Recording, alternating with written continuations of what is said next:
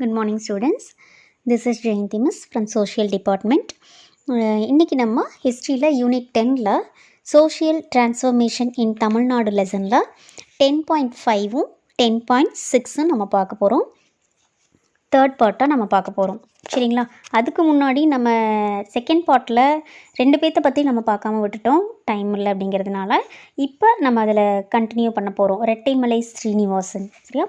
Rettamalai Srinivasan was born in 1859 at Kanjipuram. He fought for social justice, equality and civil rights of the marginalized in the caste order. He was honored with such titles as Rao Sahib, Rao Bahadur and Divan Bahadur for his selfless social services.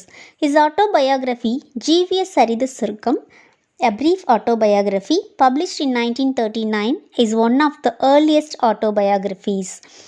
Rettamalai Srinivasan அப்படிங்கிறவரை பற்றி தான் நம்ம பார்க்க போகிறோம். ரெட்டைமலை சீனிவாசன் அப்படிங்கிறவர் பார்த்திங்கன்னா தாத்தா அப்படின்னு பரவலாக அறியப்பட்ட இவர் 1859 வருஷம் காஞ்சிபுரத்தில் பிறந்தார். ஜாதி படிநிலைகளில் ஒடுக்கப்பட்ட மக்களின் சமூக நீதி, சமத்துவம், சமூக உரிமைகள் இதுக்கு எல்லாமே போராடினார். அவருடைய தன்னலமற்ற சேவைக்காக ராவ் சாஹிப், ராவ் பகதூர், திவான் பகதூர் அப்படிங்கிற பட்டங்களால் அவர் சிறப்பு பெற்றார். அவரது சுயசரிதை பார்த்திங்கன்னா ஜிவிஎஸ் சரித சுருக்கம் 1939 வெளியிடப்பட்டுச்சு. இந்த நூல் முதலாக எழுதப்பெற்ற சுயசரிதை நூல்களில் ஒன்றா இருந்துச்சு. Rettimalai Srinivasan, who had experienced the horrors of untouchability, worked for the progress of the deprived caste. He founded the Adi Dravida Mahajana Sabha in 1893. He served as president of the Scheduled Caste Federation and the Madras Provincial Depressed Classes Federation. அதாவது தீண்டாமையின் கொடுமைகளை அனுபவித்த இந்த ரெட்டைமலை சீனிவாசன் உரிமைகள் மறுக்கப்பட்ட மக்களின் முன்னேற்றத்திற்காக ரொம்ப பாடுபட்டிருக்கார். 1893 ஆதி திராவிட மகாஜன சபை அப்படிங்கிற அமைப்பை உருவாக்குனார். ஒடுக்கப்பட்ட மக்களின் கூட்டமைப்பு அண்ட் சென்னை மாகாணத்தில் ஒடுக்கப்பட்ட வகுப்பில் அவங்களோட கூட்டமைப்பு அப்படிங்கிற அமைப்புகளோட தலைவராக இவர் ஒர்க் பண்ணியிருக்காரு. A close associate of Dr. B.R. Ambedkar, he participated in the first and second roundtable conferences held in London and voiced the opinions of the marginalized sections of the society. He was a signatory to the Pune Pact of 1932. அதாவது B.R. அம்பேத்கரின் நெருக்கமானவர்களில் இவர் ஒருத்தர். அவர் லண்டனில் நடைபெற்ற அந்த முதல் 2ஆம் வட்டமேஜை மாநாடுகளில் கலந்து கொண்டு சமூகத்தோட விளிம்பு நிலை மக்களோட கருத்துக்களுக்காக குரல் கொடுத்தார். 1932 செய்து கொள்ளப்பட்ட அந்த பூனா ஒப்பந்தத்தில் கையெழுத்து போட்டவங்களில் இவரும் ஒருத்தர். நெக்ஸ்ட் நம்ம பார்க்க போகிறது MC Raja.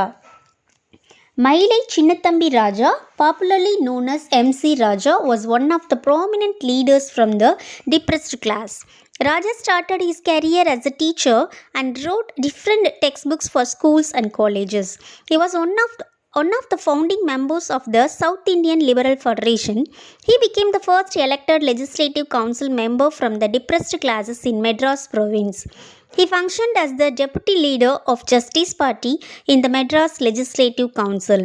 In 1928, he founded the All India Depressed Class Association and was its long-time leader. Next நம்ம பார்க்க போகிறது MC ராஜா. அதாவது மயிலை சின்னத்தம்பி ராஜா தான் MC ராஜா. இவர் பார்த்திங்க அப்படின்னா மக்களால் MC ராஜா அப்படின்னு அழைக்கப்பட்டார். இவர் ஒடுக்கப்பட்ட வகுப்பை சேர்ந்த தலைவர்களில் முக்கியமானவர். ஒரு ஆசிரியராக தனது பணியை தொடங்கிய இவர் பள்ளிகள், கல்லூரிகளுக்கு பல பாட புத்தகங்களை எழுதியிருக்காரு. தென்னிந்திய நல உரிமை சங்கத்தை, அதாவது அந்த நீதி கட்சி அப்படிங்கிறத உருவாக்கியவங்களில் இவரும் ஒருத்தர். சென்னை மாகாணத்தில் ஒடுக்கப்பட்ட வகுப்பிலிருந்த சட்ட மேலவைக்கு தேர்ந்தெடுக்கப்பட்ட முதல் உறுப்பினரும் இவர் தான். சென்னை சட்டசபையில் நீதி கட்சியின் துணைத் தலைவராக செயல்பட்டார். 1928 அகில இந்திய ஒடுக்கப்பட்டோர் சங்கம் அப்படிங்கிற ஒரு அமைப்பை உருவாக்கி அதன் தலைவராக ரொம்ப நாள் நீண்ட காலம் பணியாற்றியிருக்காரு. நெக்ஸ்ட் நம்ம 10.5ல் labor movements in Tamil Nadu பார்க்க போகிறோம். The First World War provided stimulus to industrial growth in India. These industries, catering to wartime needs, had employed a huge number of workers. At the end of the war, there were retrenchments across the industries as the wartime requirements receded. Combined with the high prices, this gave a momentum to the labor movement. B.P. Vadia, M. Singaravelar, Thiruvi Kalyana Sundaram and others initiated the formation of labor unions in the Madras Presidency.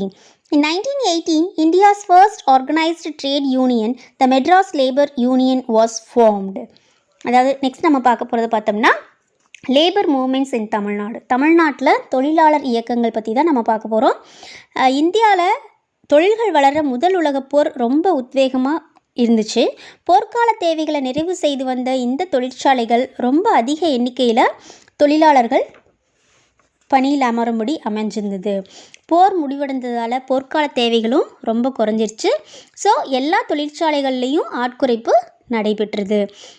இதனால் இதோடு சேர்ந்து விலைவாசி ஏற்றமும் தொழிலாளர்கள் இயக்கம் தோன்றதுக்கு ஒரு உந்து சக்தியாக அமைஞ்சிச்சு. அணிதிரட்டப்பட்ட தொழிலாளர்களின் பலத்தை உணர்ந்திருந்த தேசியவாதிகள் தொழிலாளர்களின் கோரிக்கைகளுக்கு ஆதரவு நல்க தொடங்கினாங்க. சென்னை மாகாணத்தில் B.P. வாடியா, மா. சிங்காரவேலர், திருவி கல்யாண சுந்தரம் இவங்கெல்லாம் தொழிலாளர் சங்கங்களை அமைப்பதில் முன்முயற்சி மேற்கொண்டாங்க. 1918 இந்தியாவின் முதல் தொழில் சங்கமான சென்னை தொழிலாளர் சங்கம் உருவாக்கப்பட்டுச்சு. Next, the first All India Trade Union Conference AITUC was held on 31st October 1920 in Bombay. The delegates discussed several resolutions. These included a demand for protection from police interference in labor disputes, the maintenance of an unemployment register, restriction on exporting foodstuffs, compensation for injuries and health insurance. Next paragraph பார்த்தீங்கன்னா அகில இந்திய தொழிலாளர் சங்கத்தோட முதல் மாநாடு 1920 October 31 பாம்பேயில் நடந்துச்சு. பல தீர்மானங்கள் குறித்த பிரதிநிதிகள் விவாதித்தாங்க. இதில் தொழிலாளர்களின் பிரச்சனைகளில் காவல்துறை தலையிடுவதிலிருந்து பாதுகாப்பு, வேலை இல்லாதவர்களுக்குன்னு ஒரு பதிவேட்டை பராமரிக்கிறது, உணவு பண்டங்களோட ஏற்றுமதி மீதான கட்டுப்பாடு, காயமடைந்தோருக்கு ஈட்டுத்தொகை அண்ட் உடல்நல காப்பீடு, இது எல்லாத்தையும் அடங்குற மாதிரியான அந்த meeting அமைஞ்சிச்சு. M. Singaravelu was the pioneer in the labor movement activities in the Madras Presidency. He was born in Madras and graduated from the Presidency College, University of Madras. He advocated Buddhism in his early life. He knew many languages including Tamil, English, Urdu, Hindi, German, French and Russian and wrote the ideas of Karl Marx, Charles Darwin, Herbert Spencer and Albert Einstein in Tamil.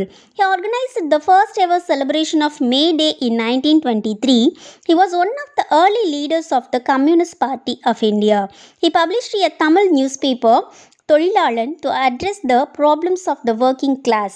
He was closely associated with Periyar and the self-respect movement. அதாவது சென்னை மாகாண தொழிலாளர்கள் இயக்க நடவடிக்கைகளில் ஒரு முன்னோடியாக திகழ்ந்தவர் தான் இந்த சிங்காரவேலர். இந்த பிக்சரில் கொடுத்துருக்காங்களே அவர். சென்னையில் பிறந்த இவர் சென்னை பல்கலைக்கழகத்தை சார்ந்த மாநில கல்லூரியில் பட்டம் பயின்றார். இளமை காலத்தில் பௌத்தத்தை பரிந்துரை செய்தார். இவர் பார்த்திங்கன்னா தமிழ், ஆங்கிலம், Urdu, Hindi, German, French and Russian அப்படின்னு பல மொழிகளை அறிஞ்சிருந்தார். அதோடு சேர்ந்து Karl Marx, Charles Darwin, Herbert Spencer, Albert Einstein அவங்களோட கருத்துக்களில் தமிழில் வடிவமைச்சிருக்காரு. 1923 முதலாக மே தின விழாவை ஏற்பாடு செஞ்சவரும் இவர் தான். அவர் பார்த்திங்கன்னா இந்திய பொது உடைமை கட்சியின் ஆரம்பகால தலைவர்களில் ஒருவராக இருந்திருக்காரு. தொழிலாளி வர்க்கத்தின் பிரச்சனைகளை வெளிப்படுத்துவதற்காக தொழிலாளன் அப்படிங்கிற ஒரு பத்திரிகையை வெளியிட்டார்.